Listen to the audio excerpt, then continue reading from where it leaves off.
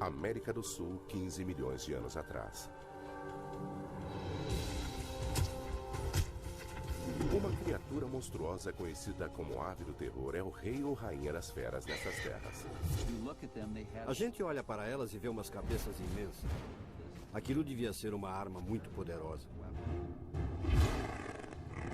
Pela única vez na história, uma ave é o predador mais importante de um continente inteiro.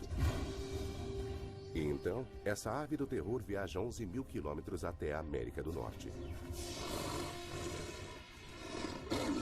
Aqui, lobos selvagens e felinos, dentes de sabre dominavam a terra e a gigantesca ave tem uma batalha em suas mãos. Nesse conflito épico, quem vai levar vantagem? As aves do sul ou as feras do norte?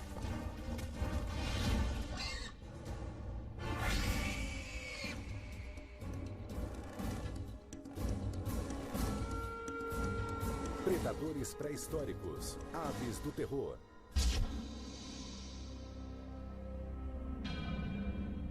Na crônica da vida na Terra, os dinossauros reinaram como os maiores predadores da história. Eles dominaram o planeta durante 150 milhões de anos, mas tiveram um fim repentino 65 milhões de anos atrás.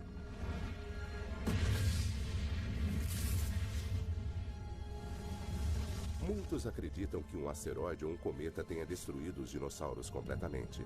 Depois que eles desapareceram, o cargo de predador máximo ficou vago. Os mamíferos se tornariam grandes predadores no resto do planeta, mas na América do Sul as coisas ficaram diferentes. O istmo do Panamá ainda não tinha aparecido e a água rodeava o continente. Neste isolamento, a evolução tomou um rumo estranhamente diferente.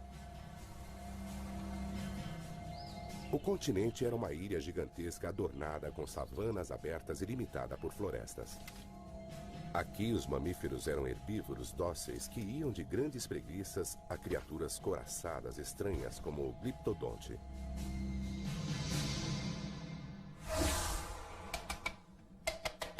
Nesse cenário, o papel do predador máximo foi para uma família de aves monstruosas e extravagantes.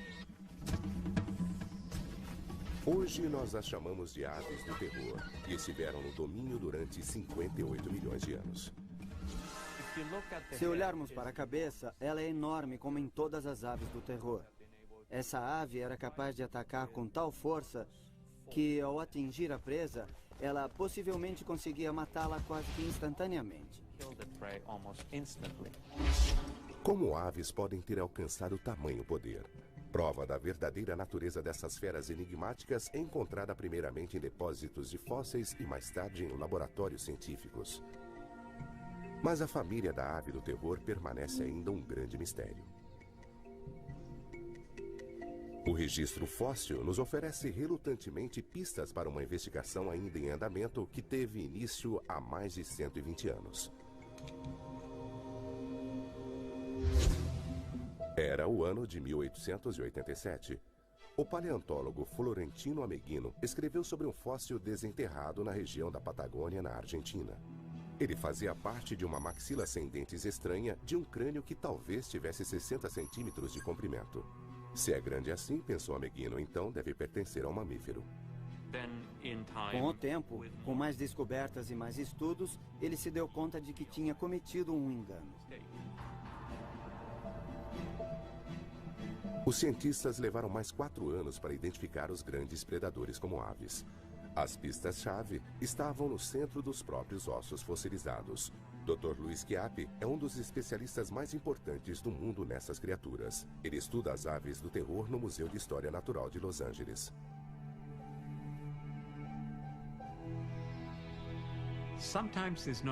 Às vezes não é fácil diferenciar um osso de ave de um que pode ser tanto de mamífero quanto de réptil. Mas uma coisa que em geral é bastante consistente é que os ossos das aves são ocos e têm paredes finas comparadas com as dos ossos dos mamíferos e répteis. Aqui na minha mão direita tem um osso de crocodilo e dá para ver a diferença. Com o tempo, uma quantidade grande de fósseis foi descoberta. Aves, sim, Mas de que tipo? Elas eram sem dúvida grandes e com certeza não voavam. E então, crânios com bicos afiados e curvados apareceram. Isso significa que aqueles monstros eram carnívoros. Quando eles finalmente encontraram um crânio completo de uma ave do terror, eles souberam que não era um mamífero sem dentes, mas que de fato era uma ave predatória. Uma gigantesca ave predatória. Bicos curvados e garras afiadas são duas características que as aves do terror partilham com todos os raptores modernos. Mas aumentadas em uma ave de 2 metros e 180 quilos, o resultado é assustador. Nos 100 anos depois da primeira descoberta, cientistas recolheram fósseis suficientes para identificar 17 espécies diferentes de aves do terror. Elas variavam largamente em tamanho e viveram em diferentes épocas durante um período de cerca de 60 milhões de anos. Mas em 2005, o inesperado aconteceu. Surgiu na Argentina o que parecia ser uma ave do terror completamente nova. Um aluno do ensino médio, Guilherme Aguirre Zabala, estava procurando fósseis com um amigo quando eles se depararam com uma descoberta histórica.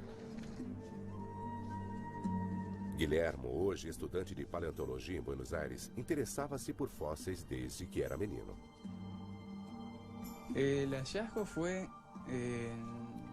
A descoberta aconteceu no verão de 1999. Não lembro a data exata, mas acho que foi em março. Tudo aconteceu nos arredores da cidade de Comalo, perto da fronteira ocidental da vasta região da Patagônia, na Argentina. Sabe-se que as aves do terror viveram desde aquele local até o Uruguai e o Brasil.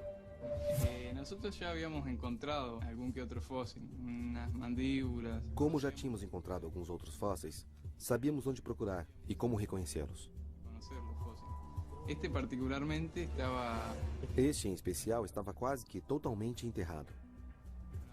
Quando nós encontramos os primeiros pedaços, entramos em contato com o Museu de Paleontologia de Bariloche, que foi onde aprendemos a escavar ao redor dos fósseis e a extraí-los. Onde aprendimos a extrair fósiles. Guilherme e seu amigo guardaram com cuidado sua descoberta e levaram-na até a cidade de Bariloche, a 65 quilômetros de distância. O achado deles foi doado ao pequeno museu de paleontologia, onde permaneceu quase que despercebido durante 5 anos. Quando Luiz Chiappe ficou sabendo da descoberta, liderou uma equipe internacional para determinar o lugar da nova espécie na família de aves do terror. Ele descobriu que era uma espécie completamente nova. Ver aquele crânio enorme que tinha entre 50 e 75 centímetros de comprimento quer dizer, um momento emocionante, não tenham dúvida. A equipe de Chiappe datou o crânio de 15 milhões de anos atrás e deu-lhe o nome de Quelenquen Guillermoi. Quelenquen, que significa espírito nativo patagoniano, e Guillermoi para Guilhermo.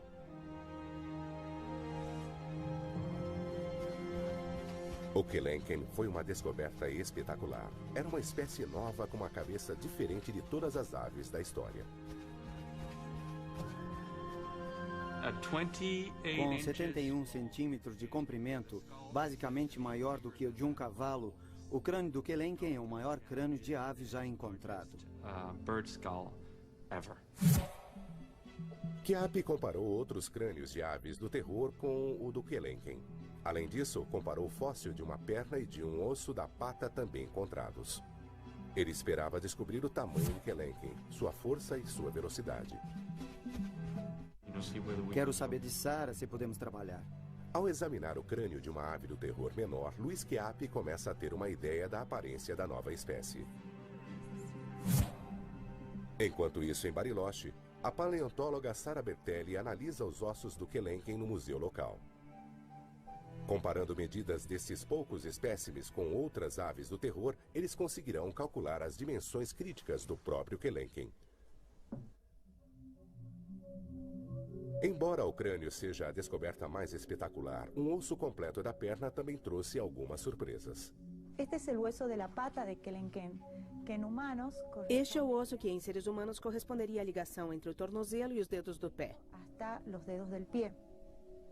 As proporções do osso da perna são inesperadamente reduzidas para tamanha ave. Algumas outras espécies grandes de aves do terror têm uma estrutura densa e acredita-se que tenham sido predadores lentos. O Kelenken com esses ossos é diferente.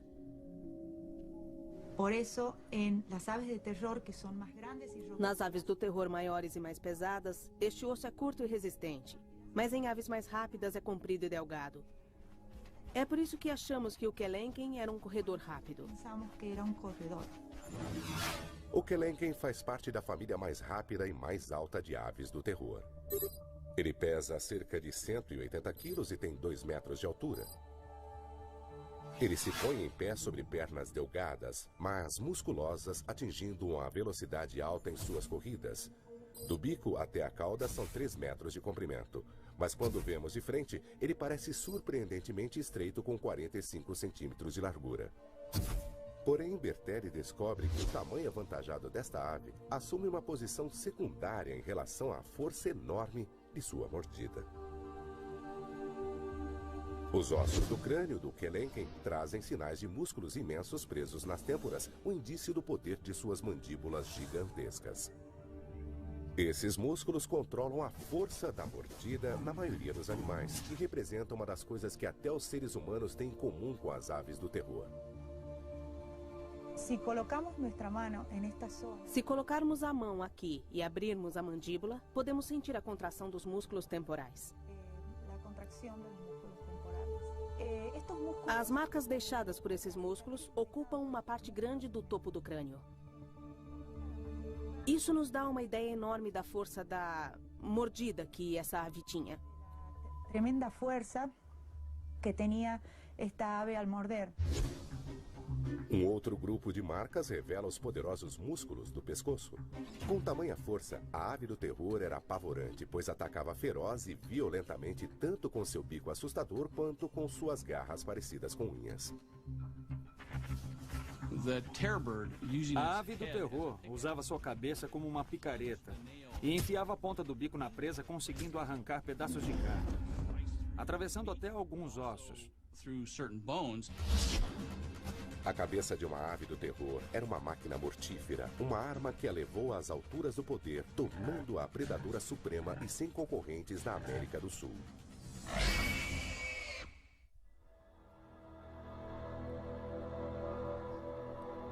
A cabeça da ave do terror Kelenken está levando a uma nova pesquisa sobre esses extraordinários predadores. Os fósseis de crânios da família das aves do terror são provas de seu uso como armas para ataques rápidos e eficientes.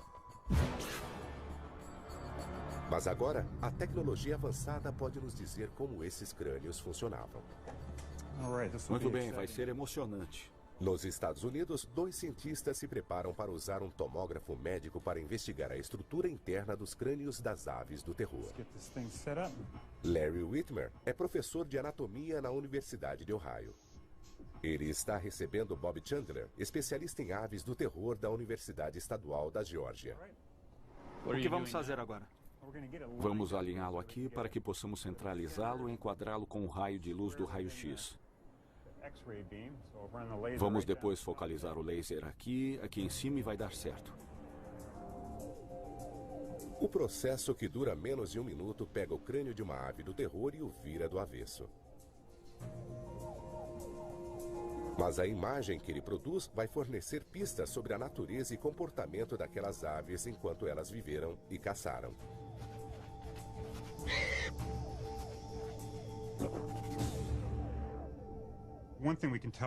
Uma coisa que podemos dizer só olhando para o crânio é que ele é um crânio relativamente muito forte. Podemos ver que esta coluna na frente da órbita do olho é realmente alta e forte. Vemos que esta barra ao longo da linha da face, bem aqui nesta região, também é relativamente alta e espessa, sugerindo que o crânio foi formado para aplicar e suportar esforços relativamente grandes. Esse é um fato que um pacífico herbívoro ou Malodotterium deve ter aprendido por experiência própria quando enfrentou a ave do terror Kelenken. O Malodotterium era uma das presas em potencial do Kelenken, um animal com casco que não tem parentes modernos.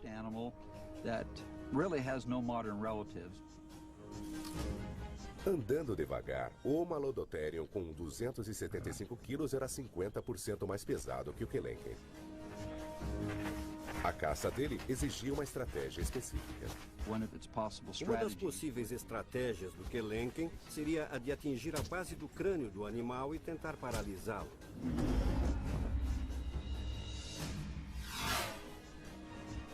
Depois que a presa estava dominada, o bico da ave do terror começava a estraçalhar a carne, um comportamento conhecido entre as aves de rapina ainda hoje. Eu sei. Joe Camp é treinador de animais no sul da Califórnia. Usando um falcão dos dias de hoje, ele demonstra como o bico em forma de gancho afiado é uma ferramenta indispensável para qualquer ave de rapina viva ou extinta. Ele nos dá uma ideia razoável de como o bico funciona. Basicamente, a gente vê que o gancho entra na carne. Nós o vemos fazendo isso meio que dando estocadas e depois o bico inferior vem, corta a carne e a arranca fora. O bico é quase como os nossos incisivos, com o gancho sendo o que seriam os nossos caninos, ou os caninos de um animal. Aqui vai completamente. A tomografia vai além do bico, investiga a fundo o interior da cabeça da ave do terror e obtém resultados inesperados. Uma coisa que a tomografia mostrou foi realmente uma surpresa. Se olharmos no interior por aqui, vemos que dentro do bico existe uma cavidade oca enorme. Isto foi completamente inesperado. Ela é completamente oca, e isto levantou uma questão. Por que será que elas tinham esta estrutura completamente oca?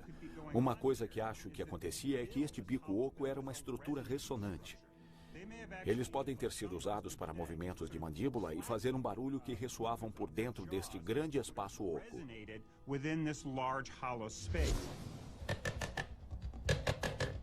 O ruído da ave do terror pode ter sido um som familiar nas savanas pré-históricas. Mas qual era a sua finalidade?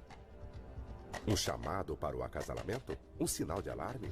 A tomografia não consegue responder essas questões, mas consegue nos mostrar como as aves do terror conseguiam ouvir bem esses sons.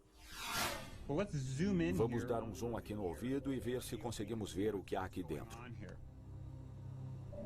Não sobrou nada de tecido mole da ave do terror, mas o espaço deixado por órgãos como o cérebro e o ouvido interno mostram em detalhes como eles eram. Isto se chama cóclea e é o órgão da audição. O que isto nos mostra é que ela é longa e reta. Seu tamanho avantajado sugere que a ave era capaz de discriminar sons muito bem. E é no ouvido interno que a tomografia revela o sistema crítico de controle da soberba agilidade da ave do terror. O que podemos ver nas aves do terror é uma série de canais finos, longos e delicados. O que isto nos sugere é que ela tinha um senso de equilíbrio muito sofisticado para fazer os movimentos de virada que um predador perseguidor precisa fazer. O que vemos aqui é o equipamento neural que permitia que isso acontecesse. Um pequeno animal lutando para se esconder teve pouca sorte com a ave do terror que lhe tirou pedaços e engoliu-os inteiros. Um exemplo chocante de gratificação instantânea.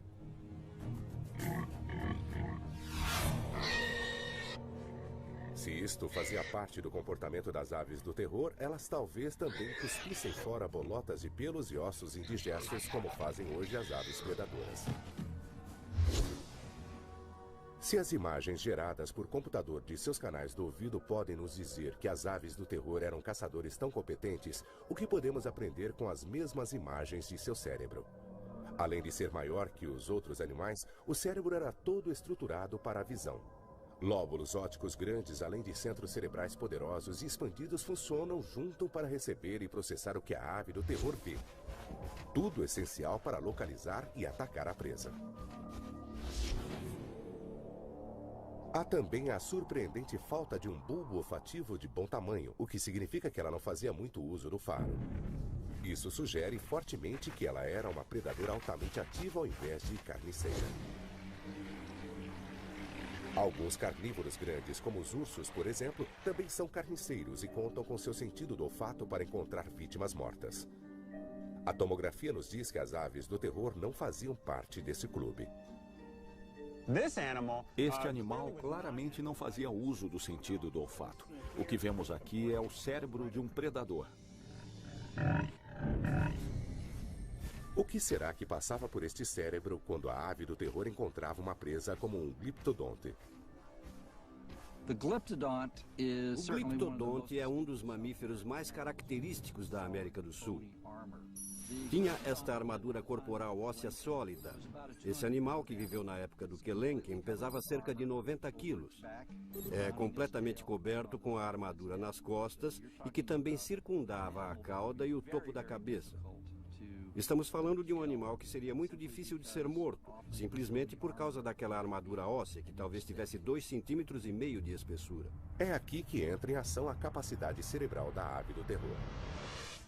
Agora, apesar de termos aquela piada que diz que o cérebro das aves é pequeno, este cérebro é, na verdade, relativamente grande, e estes centros mais altos aqui são os córtex cerebrais. O que podemos ver nesta ave do terror é que os cérebros são expandidos. Isso significa que esses animais, na verdade, tinham capacidade de lidar com coisas diferentes e com problemas em seu meio ambiente. Este era um animal que conseguia resolver problemas. E o gliptodonte, provido de uma armadura sólida, era definitivamente um problema. Eu vejo o Kelenken meio que rodeando este gliptodonte e tentando descobrir como pegá-lo. Vai analisando, checando e estudando. Finalmente, depois de rodear o gliptodonte por um tempo razoável, acho que a ave do terror pode ter descoberto que se ela puser seu pé embaixo da borda da carapaça do animal, ele pode virar e ficar de pernas para o ar, expondo sua barriga macia.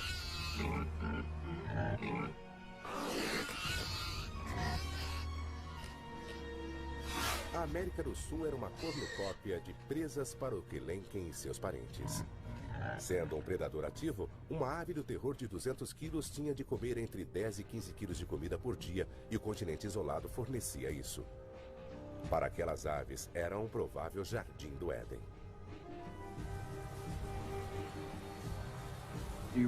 Estamos falando de um verdadeiro buffet de presas em potencial, de onde as aves do terror pudessem se servir com pouca concorrência. Algumas delas chegaram a atingir tamanhos bem grandes. Mas nada é para sempre. O nosso planeta está constantemente em mudança, e para as aves do terror, o paraíso do isolamento começaria a desmoronar com os rugidos de um vulcão.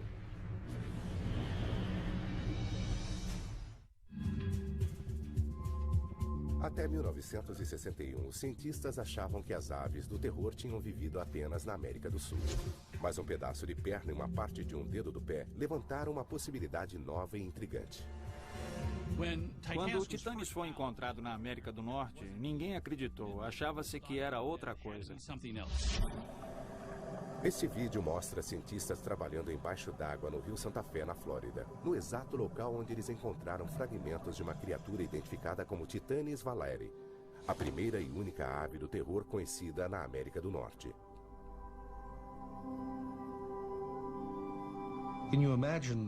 Dá para imaginar a emoção que sentimos quando achamos este primeiro espécimen, uma espécie desconhecida que esteve aqui na Flórida? Esta criatura, de um continente isolado do mundo pela água, acabou a cerca de 11 mil quilômetros de sua origem.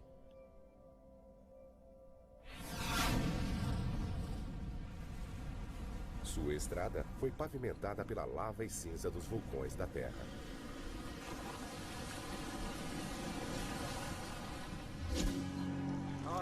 Esta é uma cinza vulcânica enorme. Um pedaço de cinza interessante. Na região central do Oregon, o geólogo Greg Retalak mostra ao paleontólogo George Duckler como os vulcões podem mudar rapidamente a paisagem. É um tipo de rocha vulcânica eruptiva bastante diferente. Retalak diz que o depósito no Oregon foi criado por uma erupção antiga no Círculo de Fogo do Pacífico, uma série de mais de 400 vulcões que circundam o Oceano Pacífico desde a Nova Zelândia até o Chile. Parte dessa série está no Panamá, onde as Américas do Norte e do Sul antigamente ficavam separadas por uma porção de água. Os dois continentes foram unidos por uma atividade vulcânica no istmo da América Central no final do Mioceno, quando a ave do terror estava viajando. A ligação foi formada amplamente pelos vulcões que produziram lava que surgiram do mar além da elevação das placas tectônicas. Mas tem mais coisas nessa história. As selvas nativas da Terra Nova, na América Central, não era o tipo de meio ambiente por onde as aves do terror teriam migrado. É aí que entram os depósitos de cinza vulcânica como aqueles do noroeste do Pacífico.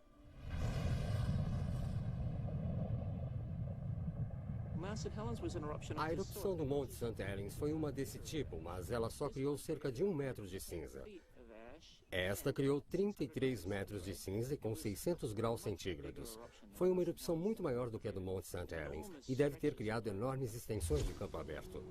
O vulcão que criou esse depósito entrou em erupção a 325 quilômetros de distância.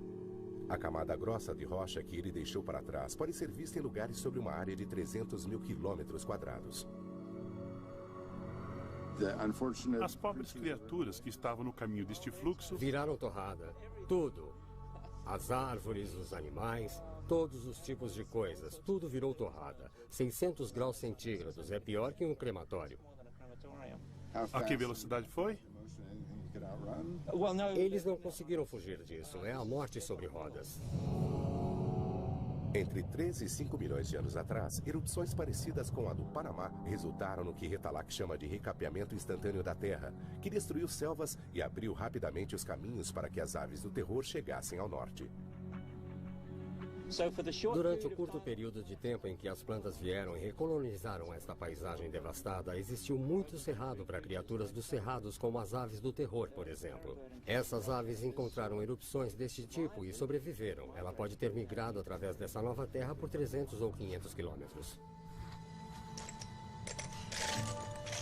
Os ossos de titanes na Flórida são uma forte mostra de que as aves do terror usaram o istmo do Panamá para migrar para a América do Norte.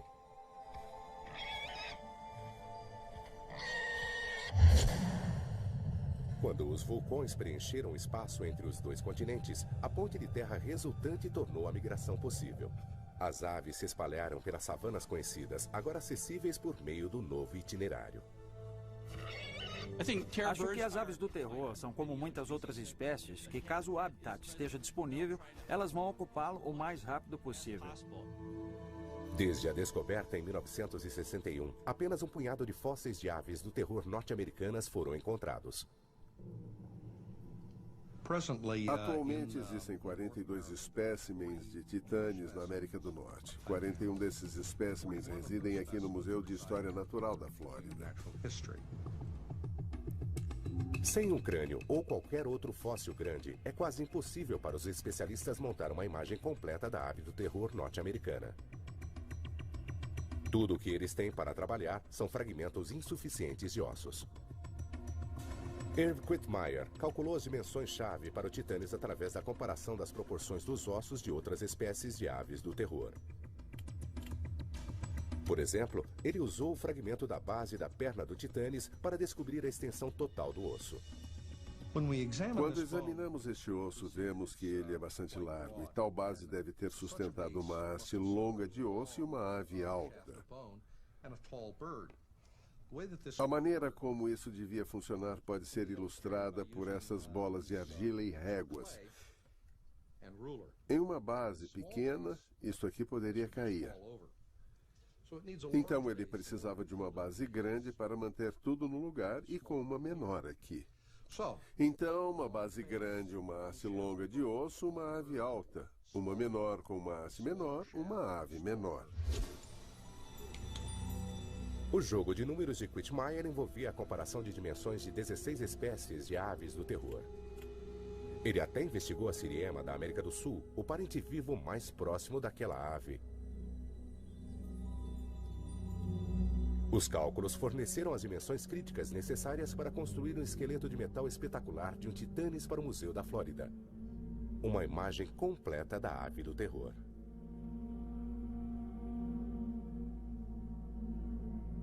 Os cientistas concluíram que o titanes era surpreendentemente parecido com o Kelenken, a espécie de ave do terror mais alta.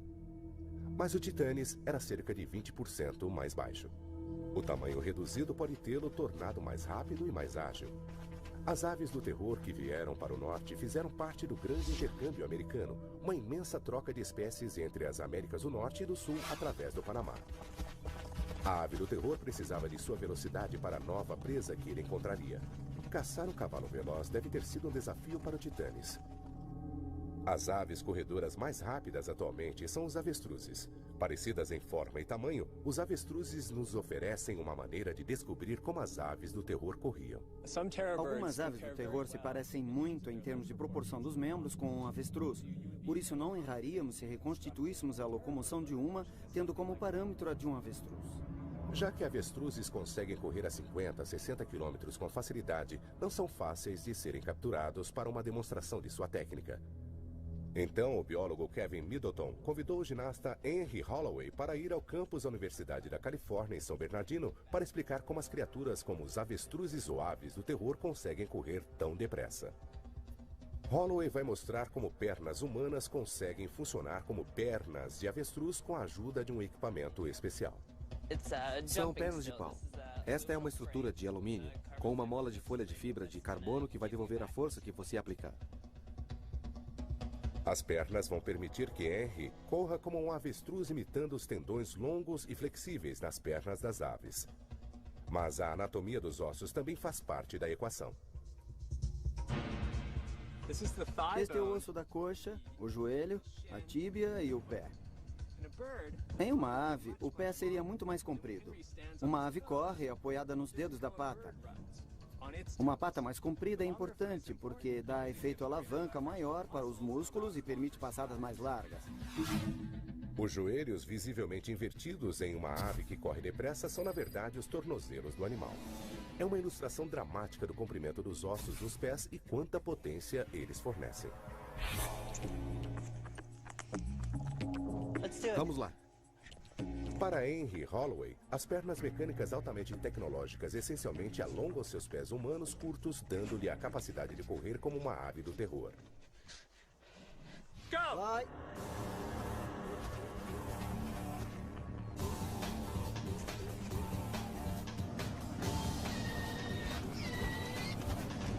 Quando ele parte, cada passada larga tem 2 metros de comprimento e ele consegue fazer 37 km por hora.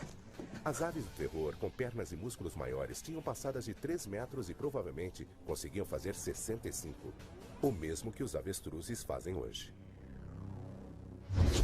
Durante uma caçada em alta velocidade, o Titanes tinha de correr ao lado de cavalos primitivos para evitar coices das pernas traseiras deles. A ave do terror atacava com eficiência desta posição de deslocamento. Um golpe forte do bico em forma de picareta na parte traseira do pescoço provocava um ferimento grave,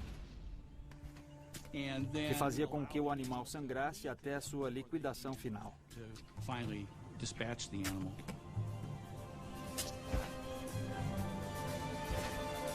Mas a vida não seria fácil para o Titanes no novo continente.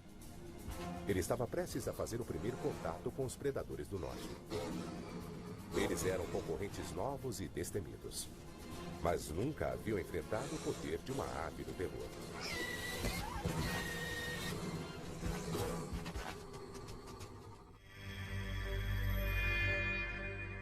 Por volta de 5 milhões de anos atrás, onde hoje é a parte sudeste dos Estados Unidos, um recém-chegado misterioso da América do Sul se alimenta de um cavalo primitivo. A ave do terror era a predadora máxima em seu antigo lar, mas aqui na América do Norte, ela enfrenta a concorrência de criaturas que ela nunca tinha visto antes. Na mesma época em que o Titanes estava aqui na América do Norte, havia também um pequeno lobo conhecido como lobo Edwards, ou Canis eduardi, que era menor do que os lobos cinzentos atuais, mas eram maiores do que um coiote. Caçando em bandos, os lobos surgiam para roubar as presas das aves do terror. Mas este era um desafiante que elas nunca tinham visto. Eles dependiam do instinto e se disseminaram. Esta é uma batalha pela atenção. Quem consegue desviar a atenção do outro combatente? Para que direção e durante quanto tempo? Se você se distrai por tempo suficiente para ter de lutar contra o lobo, não vai querer gastar sua energia tentando manter outros lobos afastados. Sabe-se que os lobos modernos vencem suas presas pelo cansaço, e seus primos pré-históricos provavelmente faziam o mesmo. Acho que provavelmente o momento decisivo era quando o Titanes achava que sua vida estava em perigo. Quando a ave do terror percebe que está em menor número em nível estratégico, ela provavelmente não vai consumir energia naquela carcaça. Provavelmente vai desviar a sua energia para outra coisa. A situação é crítica para o Titanes. Conforme os lobos se aproximam, sua atenção se volta para a fuga. Nenhum dos lados consegue aguentar o embate, e uma troca rápida será decisiva. Fazendo um sacrifício voluntário, os lobos levam vantagem.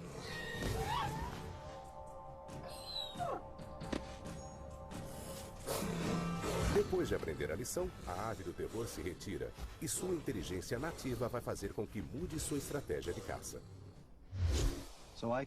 Eu consigo imaginar uma ave do terror depois de seu primeiro encontro com um bando de lobos, possivelmente pensando que não vale a pena lutar e que vai perder a longo prazo. Acaba então dando início a um comportamento de fuga, pois que se ela mata alguma coisa, os lobos vão aparecer, e ela provavelmente terá de abrir mão da caça para não arriscar a se tornar uma refeição dos lobos também. Os predadores também eram um perigo para os ovos das aves do terror. Os cientistas acreditam que eles eram parecidos com ovos de avestruz que são comidos por predadores modernos. No mundo atual, predadores são capazes de espantar os avestruzes para longe de seus ovos. Predadores pré-históricos, entretanto, talvez tivessem de esperar até que o ninho da ave do terror ficasse desprotegido. Se os ovos dessas aves eram iguais aos dos avestruzes, qual seria a sua resistência? Para testar essa hipótese, colocamos uma tábua de madeira sobre um ovo de avestruz e acrescentamos pesos de ferro com 10 quilos cada sobre ela. A tábua concentra todo o peso em um ponto da casca, mas mesmo com essa tensão, o ovo suportou 80 quilos antes de finalmente quebrar-se.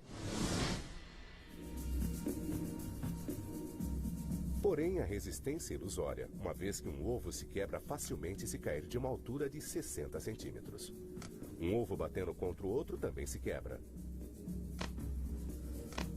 Um lobo Edwards talvez precisasse de apenas um pouco de persistência para quebrar o ovo de uma ave do terror e obter a refeição saborosa guardada ali dentro. Mas o Titanes também enfrentou outros predadores na América do Norte. Entre os mais perigosos estava o Smilodon gracilis, um ancestral menor dos gigantescos felinos dentes de sabre que surgiram na época seguinte. Um encontro entre guepardos e avestruzes pode refletir a maneira como os felinos antigos escapavam das aves do terror adultas. Seus filhotes, por outro lado, já era outra história. Eu consigo visualizar uma ave do terror fêmea com seus filhotes passeando. Um dos filhotes se afasta do grupo. Um felino dente de sabre salta, o agarra e janta um filhote da ave. Não tão depressa. A mamãe ave do terror entra em ação. Se o felino dente de sabre não conseguir escapar, a ave vai assumir uma postura ofensiva e vai usar suas garras para atacar o peito do animal. Mas aqui a ave do terror tem armas melhores. Ela ataca com sua cabeça gigantesca várias vezes. O felino é morto, mas é tarde demais para salvar o desafortunado filhote que jaz ali perto com o pescoço quebrado.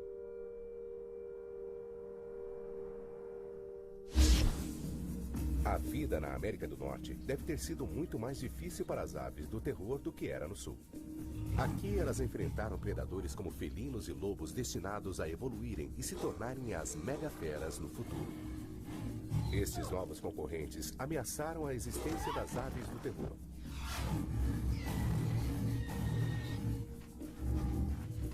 O Titanes, como espécie, corre perigo mortal.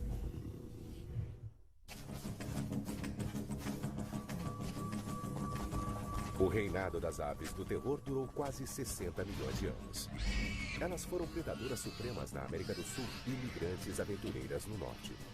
Sua extinção é um enigma complexo que os cientistas ainda estão tentando desvendar.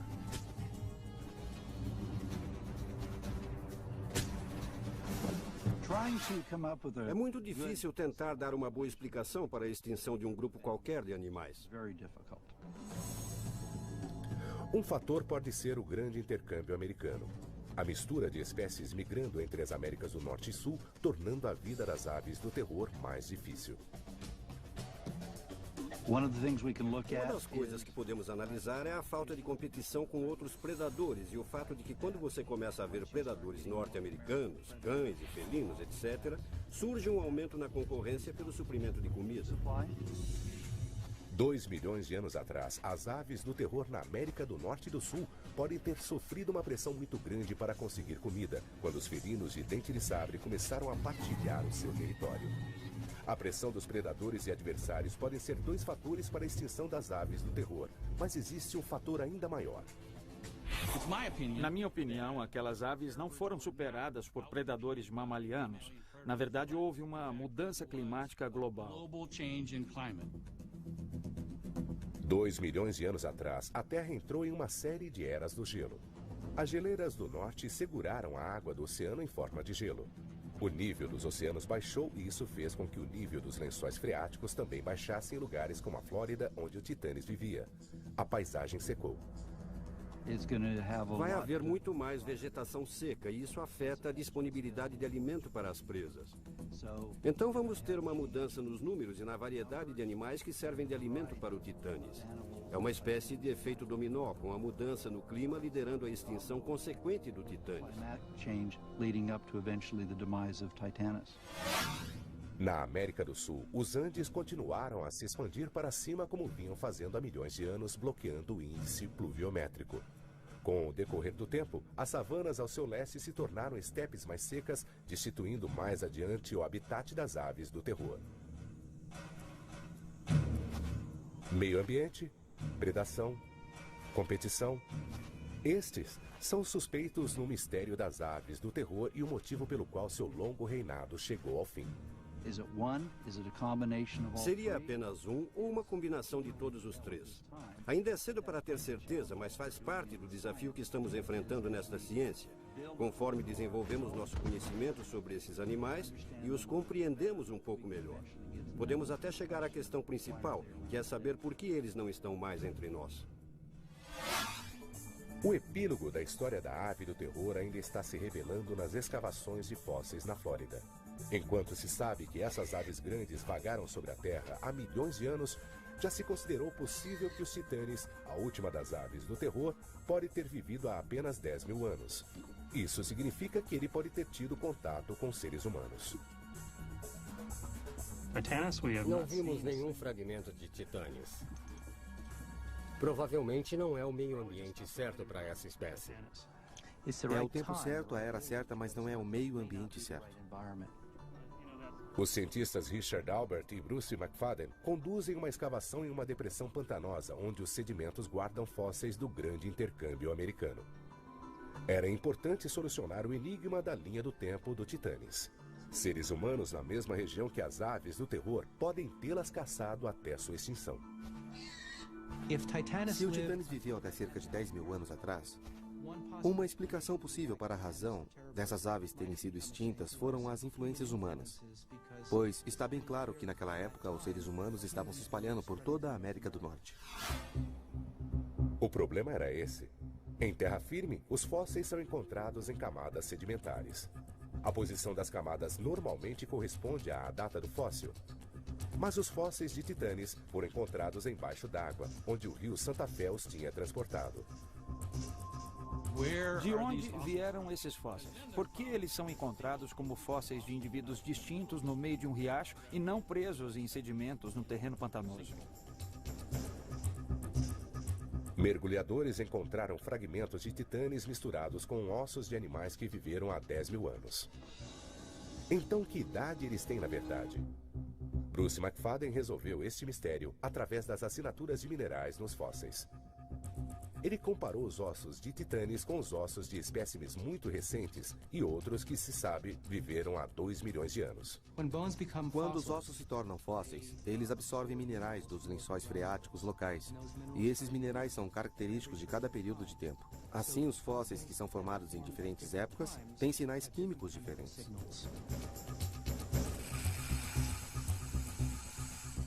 McFadden reuniu pequenas quantidades de pedaços de ossos fossilizados de Titanes e as preparou para serem analisadas em um espectrômetro de massa. O resultado lhe deu um perfil claro dos elementos químicos nos ossos das aves do terror, uma prova conclusiva de que elas viveram muito antes do homem antigo ter chegado à América do Norte.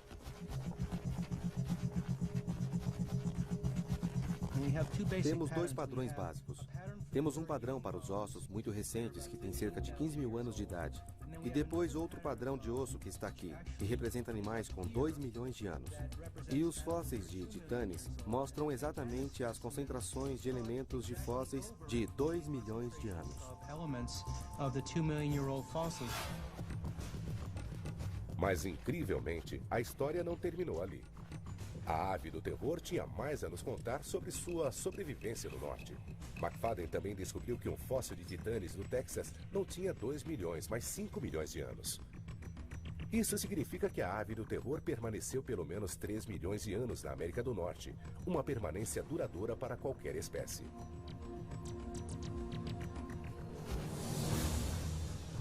É uma prova notável de adaptação e ajustamento final para esta família espetacular de predadores. Apesar da grande quantidade de novos concorrentes, o Titanes foi o sucessor altivo da herança das aves do terror.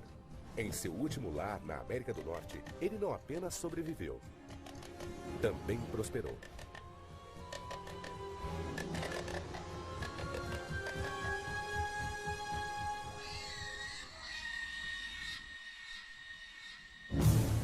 Versão Marshmallow São Paulo.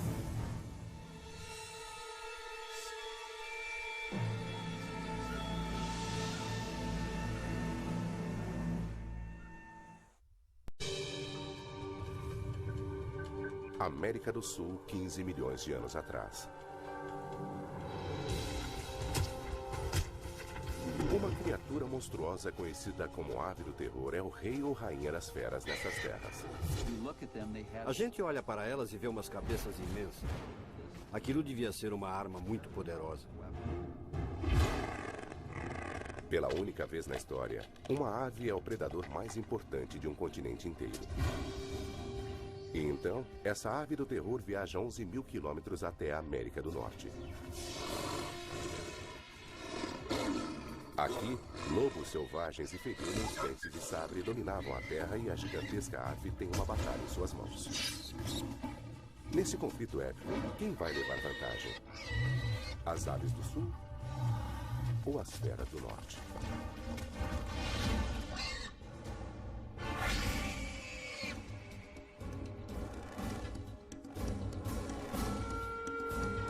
Predadores pré-históricos, aves do terror.